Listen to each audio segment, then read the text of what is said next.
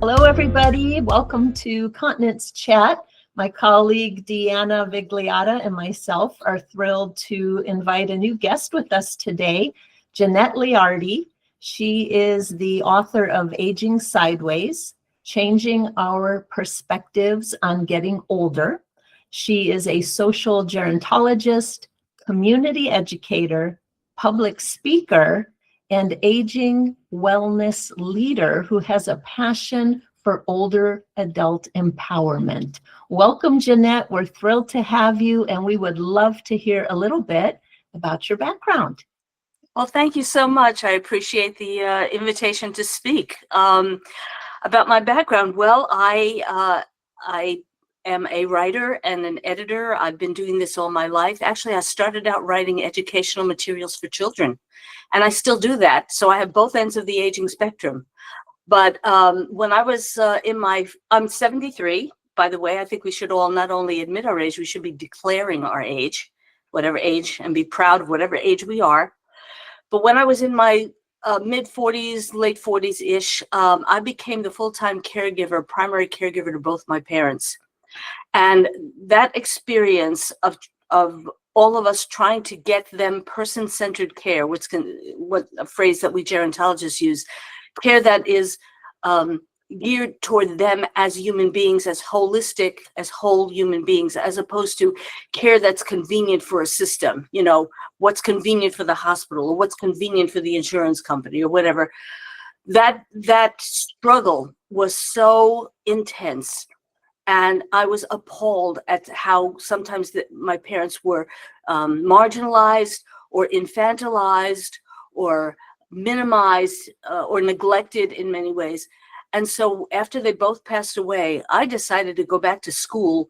I already had a master's in English. I got that when I was in my late 20s.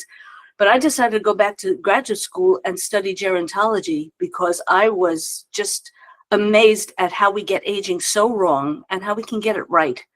So when I was 57, I got a graduate certificate in gerontology from the University of North Carolina in Charlotte. And I've been blogging and speaking about aging issues ever since, because we're all aging. And if we don't get it right now, our kids and our grandkids are going to have to do it. So let's get it right now. Yes, I agree. I noticed the title of your book is Aging Sideways. What does that mean exactly? Yeah, I don't know if you can see over my shoulder. That's the cover of my book. And you'll see that the title is on a slant, and that's deliberate. I got the idea for my book. As I said, I've been blogging about 10 years on aging issues, and I decided, well, let me just compile all my blog posts and add new material. But how did I get the concept of sideways, aging sideways? Well, in 1979, there was a book published by an art teacher named Betty Edwards called Drawing on the Right Side of the Brain. And she would give her art students all kinds of exercises. And one exercise she gave them was called upside down drawing. She would give them a photograph of an object, let's say a chair, and she would ask them to draw what they saw. So they gave it their best shot, drew the chair. Then she would ask them to turn the photograph upside down and then draw again and draw what they saw. And what that action did was allow the left hemisphere of their brain, the analytical, editorial part of their brain that had all these preconceptions about chairness, what chairness was all about, kind of put that part of the brain to sleep. And the right hemisphere took over, and the right hemisphere saw only the lines and the spaces between the lines. And they drew from that upside down photograph. When they turned their drawings right side up, those drawings were more accurate than the drawings that they made when they were looking at the chair right side up. And so I thought, I think we're looking at aging the same way. We've got these preconceived notions. We're looking at it with blinders. And what if we kind of tilt our heads to the side? I don't expect people to turn their brains upside down entirely, but, you know, a few people could use that. But just turn, you know, kind of cock our heads to the side and say, I'm not sure that's what aging is about. That doesn't sound right to me based on my experience. And let's look at aging from unexpected, quirky, surprising, and more accurate ways. And so that's what I hope to accomplish with the book. Just having a conversation with, I don't know if you're familiar with Michelle Daniel. She's CEO of the Eden Alternative. Oh, the Eden Alternative, sure. Right. Yeah, they very much focus on a person-centered approach to care. But Right. we were just talking about very recently how, I hope I get it right with the sides of the brain. You can probably help me. Mhm. But for people that have dementia or Alzheimer's disease, they may have been, this is probably a terrible example, they could have been analytical or an accountant, but as that disease progression happens, all of a sudden, I think it's their right side of the brain can take over. So if they're shrinking on one part, the right is it the right that takes over, and all of a sudden mom or dad is painting or doing arts and crafts. And sometimes the adult children might say, if they were to, be living in a community, the parents, they might come in and say, what? That can't be my mom. She never painted. But just having that change of thinking, literally, as the brain, is unfortunately having some neurocognitive decline. So I hope do I have that right on the sides of the brain? One can take over the other? Well, yeah, actually, I can even get even more microscopic than that. Our brains are plastic. And we have all of these, we have like 100 billion nerve cells or neurons in our heads. And every time you learn something new or you have a new experience, you form connections, more connections between and among those neurons. And so it's like building paths, like super highways in our brain. And the more you learn, the more you experience, the trillions more connections you can make in your brain. And so when people have strokes, people, sometimes if they get good enough therapy and soon enough therapy, a lot of times they can actually recover their speech or recover the movement of the arm or whatever has been compromised. And the reason for that is not because that the damaged part heals itself, but other parts of the brain take over the job of what that part that was damaged. So you're talking on a macrocosm of hemispheres, but even on a cellular level, our cells, some cells take over the job that other cells that have been destroyed can no longer do. And that's fascinating. I love talking about the older brain because I think that's one of the most misunderstood things about aging. We think that aging is nothing but deterioration and decline. And yes, some things about our brains can deteriorate a bit. We can have our speed of processing slows down. Our reaction times can get a little slower. We may have more problems with multitasking, but there are some real benefits and skills that we can get in our brains only because we get older. So we can have certain skills that we develop that we couldn't have in our 30s. And I can talk about that in a little while if you want. Yes. What are some of those benefits? Oh, We'd love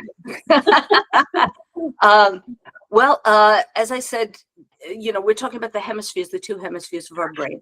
Well, we're born with, actually, if you look at a cross-section of the human brain, the hemispheres don't touch except for a bridge of tissue in the middle called the corpus callosum.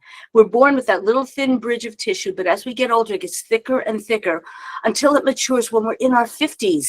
That's when it gets to be its thickest. And what that means is that we are better able, the older we get, to use both hemispheres of our brain simultaneously. Now, that's not to say that young people don't do that. Of course they do.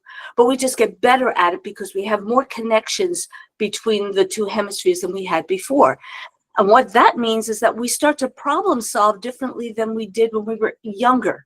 So young brains, they do tend to favor one hemisphere over the other when they do a task. I mean, they can use both hemispheres at that time, but one hemisphere seems to kind of do the heavy lifting of a particular task.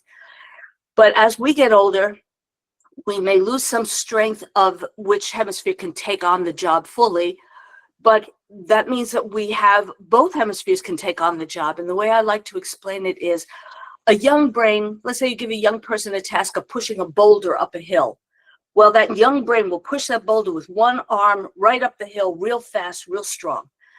The older brain might not have as much strength, upper body strength, and so it's going to need two hands to push the boulder up a hill, and it might take a little longer, but that brain can guide the boulder better and place it exactly where it needs to go. And that's the difference between young brains and older brains. And we need both kinds of brains in the workplace because those are the most productive work teams. You need young and old brains together. And that's just one skill that we develop. We solve problems from multi-perspectives because of the hemispheres speaking to one another so fluently. So again, when young brains tend to solve a problem, they tend to see life more as black and white. Yes or no, let's do this, let's do that. Older brains, we get to see the what ifs, the gray areas, the possibilities of things happening. So again, if using the workplace metaphor, if you have a team working on a problem, the young brains will say, hey, let's try this out. The older brain will say, well, you know, we might want to watch out for this particular problem happening if we do try that. And so that's the kind of skill you can get as you get older, that ability to empathize and come at people from where they are better, because we've had more life experience getting to know more different kinds of people. So that's just another skill. And I can go on and on. I can give you a whole bunch more. Wow. That's that would make sense then, that's like a ripple effect, like you were just saying, of life experiences, but it's almost like your brain on positive steroids. Yes. Right? Yeah. Well, as a famous gerontologist named 𝘾𝙝𝙤𝙤 𝙤𝙜 used to say, it's like going from two-wheel drive to all-wheel drive. Okay. As we get older. And I said before that we can slow down, our reflexes can get slower, but there's a really good reason for that. As I said, our brains are plastic, and every time we learn new things, we build more superhighways, more connections in our brain. So imagine a signal going from one brain cell to another, but having to take all kinds of forks in the road every nanosecond. Do I go left? Do I go right? It's going to take longer for that signal to get through, and many more ways to get to a particular place. So the way I like to describe it is, you know, in terms of our reflexes, imagine a healthy 35-year-old brain, and imagine our heads are like libraries. Everything we've learned, everything we know is like a library in our head, every experience we've ever had. Well, that 35-year-old brain, let's say, has a library of 100,000 books. You ask that 35-year-old, go find me Huckleberry Finn. Well, that person's going to go, that brain's going to go right to the shelf, pull down the book, here it is. You ask a healthy, and the key word is healthy, 75-year-old brain, go find me Huckleberry Finn. But that brain doesn't have 100,000 books. It has 100 million books in it. And so it's going to take a while. Wait, isn't it, you know, shelves have been added and floors have been added to this library. So it's going to take me a while. Is it in a room in the back? No, I think it's in a box in the basement. Give me some time. So it's going to take us longer to get an answer. But here are the two advantages of the older brain. Chances are, if you live long enough, you might have come across Huckleberry Finn. It might be in your library. Whereas if you're younger, you may not have come to it yet. And then the other advantage is, because of the two hemispheres working together and making all kinds of connections and the what ifs, the older brain can say, and if you like Huckleberry Finn, I got 5 other books I can recommend you're going to enjoy. I love that. So these are the kind of quirky ways I like to explain aging to people. Yeah, that's a great benefit. Yeah, for sure. What I'm just curious with aging and how, I'm going to say, the general public looks at aging. If you had to pick 3 words of how you think systemically the general public looks at aging, what would those 3 words be in today's day and age? And then my other question is going to be, has it changed in the last 10 years? Well, I've already used 2 of those words, deterioration and decline. And the 3rd would be depressing.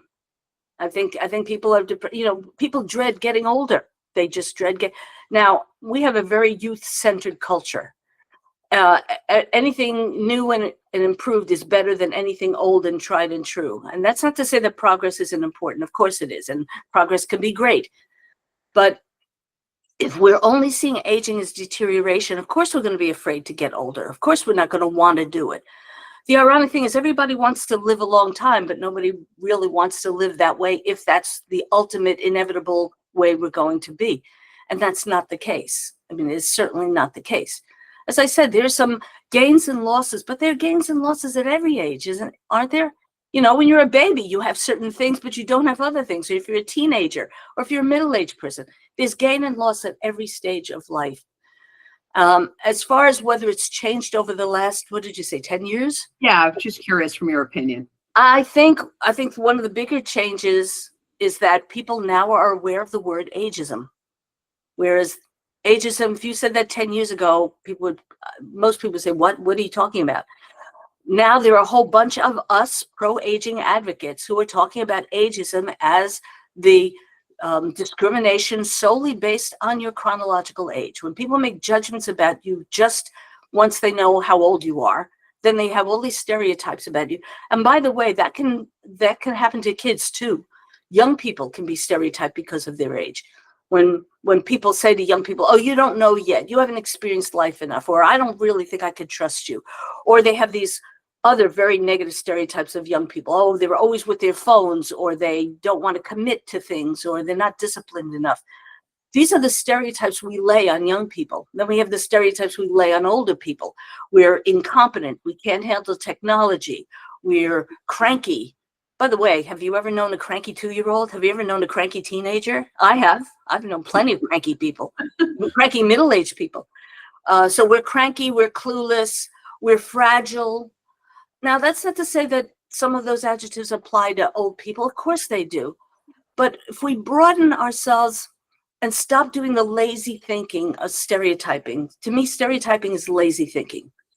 Again, go back to the individuals. If people say, well, all old people are clueless, they can't handle technology, then if you ask them, well, how many people do you know who are older have smartphones?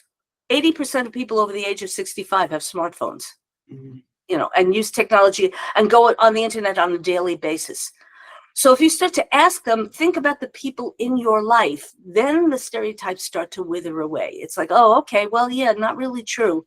That's what we need to stop doing. So I think that's the biggest change in 10 years is people are getting now used to the word ageism and people getting called out on it. I mean, that's one of the big things I promote with others is call it out when you see it. If you hear a comment, just as if somebody would say a racist comment or a sexist comment in your presence, if they make an ageist comment, call it out. Now, you don't have to be angry about it. You could do it with humor. You could do it with, well, you know, that doesn't really apply to the old people I know, or that, you know, find a way of checking it. If you see an article in a paper that writes a headline on a paper that calls a woman, an older woman, a granny, and A, either she's not a granny at all, or B, she is, but it has nothing to do with the article, call it out to the newspaper and say, well, stop using this term. It's demeaning. It's irrelevant. So that's where we need to be doing this. And there are plenty of people like me who are out there pushing that message. We need to call this stuff out because it's harmful. People can lose their jobs because of ageism. People can be denied health care because of ageism. So it's not the cutesy, you know, over the hill cards we get. We think, oh, isn't that funny? But, you know, your prospective boss may be looking at those cards too and having that same feeling. So that's a big change. Good point. Good point. Can you share with us, Jeanette, some tips on keeping our brains fit and strong? Sure. You know, I think most people probably know that it's wise to eat a healthy diet. You know, you may have heard the phrase, what's good for the heart is good for the brain, and that's true. You know, if you eat a heart-healthy diet, you're probably eating a brain-healthy diet too. Because here's the thing, every time your heart pumps out blood, 80% of the blood goes downstream, but 20% goes upstream.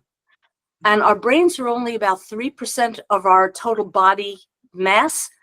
But if they use 20% of our blood, which means 20% of nutrients and the oxygen in our blood, that's a whole lot of investment for very little real estate, which shows how important our brains are.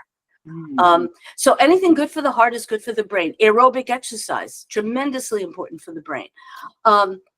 Getting adequate and quality sleep, very important for the brain, because, you know, we tend to think, well, we just sleep and yeah, we dream, big deal. But the first part of our sleep cycle is when the brain actually cleans itself out. It does repair every night.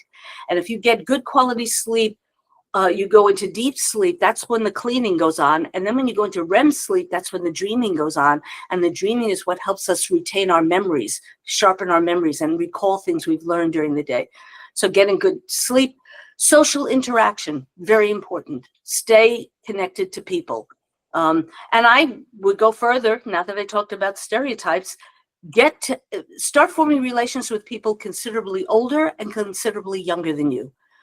That intergenerational social interrelationship is what's ultimately, I think, going to rid ourselves of ageism.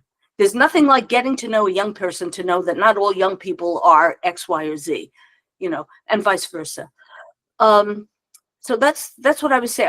Our brain loves two things to grow, besides the nutrition and all of the good stuff we need to be doing. Two things: it needs variety and it needs challenge. That's what grows the super highways between our brain cells. So what I say to people is do a lot of different things. Don't just stick to doing one thing, because people ask me, well, I'm doing crossword puzzles every day. Is that good for my brain? It's good for learning how to do crossword puzzles. You get better at doing a crossword puzzle. But the better thing to do is do a whole bunch of other things in your life, and to always challenge yourself. So if, for example, you love to cook, try different recipes all the time. Make up a recipe of your own. The people who do the crossword puzzles, I say, make up your own crossword puzzle and give it to somebody else to solve. I used to teach a course in brain fitness years ago, and the course, after I gave them the basics, I would have them create puzzles, and then when they met, they would switch with each other. And after the course was over, they kept meeting with each other. They formed this little brain buddy club, and they would keep making puzzles and giving it to each other. That's incredibly good for your brain. So if you drive a certain way to work or to the store, drive a different way. Just kick it up a notch. Everything you do, kick it up a notch. That's what's going to push those pathways, those new pathways. And the more pathways you grow, the less prone you are to Alzheimer's, or to getting or not recovering from a stroke, or all kinds of other things. So Yeah, that's what I would say. it's interesting as you're saying all of this. My brain's starting to go with, for people in my circles that are very sharp, well socially connected, some older, some younger. And then I can also think of people in my circles who have cognitive decline, not as social, very much had been in a pattern for years or whatever. So it's interesting to kind of connect the dots myself of what you're saying. But I'm a believer that social networks are just huge. And I fear that the more, everybody says it's cliche now, right? The more socially connected we are, the less socially connected we are. Social media and so forth has made us less socially connected. But that's my fear of these younger kids too. And there's, as I'm saying, younger kids, it could be anybody who's very much on social media and is just focused right in on that. But I'm a believer that you've got to be talking to people, like really talking to people and having experiences and well, and it goes along with what I said about the brain needs variety and challenge. What's the most challenging thing in our lives? Another human being, because we don't know what another human being is going to say or how they're going to act or whatever. So the more other human beings and different human beings, the more challenge in your life, and that's really going to boost your brain. So yeah, this all makes sense. See how it all ties together? Yeah.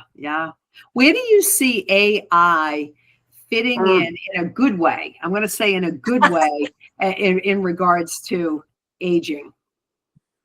That's a really good question. I mean, I'm just starting to learn about AI myself, so it's I'm still very much of a neophyte in this whole thing. To me, AI is a tool like anything else. How do you use your telephone? How do you use your stove? How do you drive a car? It's a thing that you use. You can use it well and you can use it badly. I would see AI, the main benefits that impress me the most about AI is its ability to compile a whole bunch of information out there very quickly and make connections between all of that information. So it really, I can imagine it helping doctors incredibly in terms of all the different drugs out there and the drug interactions and everything. AI can immediately spit out, no, you can't have this drug mixed with that drug, kind of thing. So that's very useful in those ways. When it comes to human progress, when you think about it, the main things that we have developed, the main inventions we have, especially the ones that have the most potential for danger, a lot of times our technology, our capacity to invent always seems to be farther ahead than our ethics about how to use it.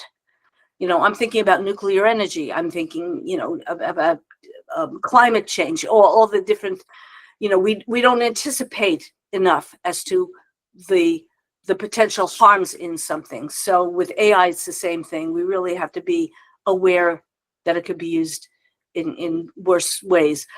In reference to aging, I mean, there are a lot of AI-assisted devices that people can have in their homes. Devices that can connect them to their families, that can, you know, if you have a loved one that has a medical condition, there's possibility of linking into that person's own monitoring device and finding out, well, did this person get up that day? How ambulatory has this person been? You know, did that person take medicine, whatever. So that's the way AI can be very useful, I think, in terms of aging. You know, but we really need to be very careful about how we use it. And unfortunately, because we have a very capitalistic, productivity focused society, we tend to want to use it in certain ways that are counter to what human nature really deserves to experience. And that's my fear. So people are losing jobs over AI. Hopefully there may be other jobs that come along, but it's the training that's required and the will to train people and not just discard them like, oh, well, we don't need you anymore because we've got this now happening. Especially when it comes to how our brains work. You don't want to get rid of an older brain. You don't want to get rid of anybody's brain. You know, yeah, let's do AI, but let's see where another way we could put that brain to use. Let's not get rid of that brain. So those are my fears. Thank you. I'm kind of thinking back to what you said earlier, Jeanette, about the advantages of having an older brain. And I'm thinking of people I know that have either lost their jobs or people in their corporate settings were let go, right, because of getting older. And really, it's so valuable to have the young and the old and everybody in between, because like you mentioned, the older brain is going to think things through a little bit differently. Oh, yes, we could go this path, but if we go this path, we should be aware of A, B, C, and D, where exactly. maybe a younger brain wouldn't think of A, B, C, or D. Exactly. And you know what you're mentioning, especially in the workplace, this pressure to get the older people out of the workplace. There's this fallacy called the lump of labor that assumes that there are only a limited number of jobs out there. And so the old people are clogging up the pipeline for the young people to kind of advance in the field. And again, as I said, there's plenty of research that shows that intergenerational workplaces, they actually increase the productivity of a company, increase the bottom line. When you're making more profits, you tend to want to expand the company. And when you expand the company, what do? You have to hire more people. Mm-hmm. So keeping the older brain there is actually going to help the company expand. There's no pipeline that the older people are clogging. There are also ways in which we need to be more flexible at any age in terms of our jobs. A lot of young people want flexibility in their lives as well. So if you think about what old people want in the workplace and what young people want in the workplace, a lot of times they want the same thing. They want to be respected for their work. They want challenge, but they want to have good supervision. They want to have good training. All of that stuff is what old people want too. And there are ways in which we need to be more flexible. We could do job sharing. A lot of the older people who may want to retire but may not be able to afford to retire, maybe they could stay on the job and be mentors to the younger people and train them. There's something called institutional memory. It's the kind of memory that older workers have about how things were done years ago. And a lot of times the way things were done years ago can still be adapted and used to today. But you need somebody who has that library in their brain that says, hey, I remember we did it this way. Why don't we try that now? I mean, what an incredible, resource to have in the workplace for somebody to say, hey, yeah, I know what we did, and this is how we can do it this way. I mean, fabulous, why not? Yeah, why not? I think too, to your point of having different ages of all people working, I think like my boys are grown now. And so if I worked in a role where we were open holidays and someone who might have little ones at home wanted that Christmas day off. Yep. And especially as we talk about ageism, you know, healthcare, senior living. I mean, these are all words that are coming into play where those folks are working 24/7, but you're actually helping one another, because that older adult that's working at your company can say, take it off. I understand. My kids were little ones too. If you have everybody that's young, or vice versa, if you have everybody that's older, and things start happening due to age, your company could collapse. But at the same time, if you have everybody that's younger, you can get into pickles too. So to your point, I think it just makes sense to have diversity when it comes to age. Well, you know, when you think about it, we're now slowly coming to the realization of the way human beings have lived for hundreds of thousands of years, because old people and young people used to live together in the same hut. You know, we used to have a larger family, generations living together, and the older people would help watch the children while the younger adults went out and foraged for food or whatever. You know, there's an interesting hypothesis called the grandmother hypothesis. And when you think about it, human beings live past their reproductive years, women especially, live past their reproductive years. Why would that be an evolutionary advantage? Why most animals die after, you know, if they can't reproduce anymore, not human beings. Why is that the case? Well, they found that when evolutionarily, the longer older people lived, they were able to then take care of the children, while the younger people could do all of the other kinds of tasks. And that's evolutionarily built in to human survival. So there's a reason why you need old people around. Wow. Very interesting. Yeah. Yeah. Wow. Well, You've given a lot to think about. Sorry, Deanna.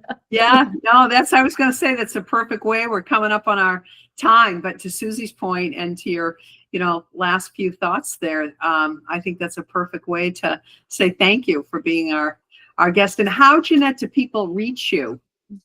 They can reach me on my website. It's JeanetteLeardi.com. I guess you see my name under the screen, on my screen. So it's just JeanetteLeardi.com. And that's where they can also purchase my book, because I have links to the various distributors, book distributors, where they can find my book. So, they can email me there, you know, contact me through that. And if they have any questions, I'd be glad to answer them. And if they'd like me to come and speak to their group, I'd be glad to do that too.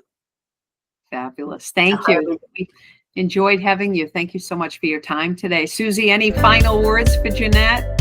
I'm going to make a concerted effort to take on more challenges and create more variety in my life. So thank you for that. Excellent. Thank you so much for the opportunity to speak.